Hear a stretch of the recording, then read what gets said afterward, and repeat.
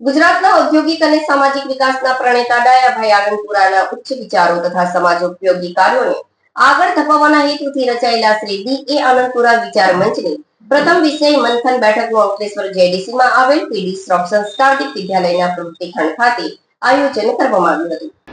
આ બેઠક ઔદ્યોગિક વિકાસ અને સામાજિક ઉત્તરદાયિત્વ વિષયને કેન્દ્રમાં રાખીને યોજવામાં આવી હતી. બેઠકનો મુખ્ય ઉદ્દેશ્ય સદવિચારોનું મંથન કરી સમાજના સર્વાંગી વિકાસ માટે રચનાત્મક કાર્યોને પ્રોત્સાહન આપવાનો રહ્યો હતો. આ પ્રસંગે ઔદ્યોગિક ક્ષેત્રના વિકાસ સાથે સામાજિક ઉત્તરદાયિત્વ નિભાવવાની જરૂરિયાત અંગે ઉપસ્થિત અગ્રણીઓ દ્વારા ગહન વિચાર વિમર્શ કરવામાં આવ્યો હતો.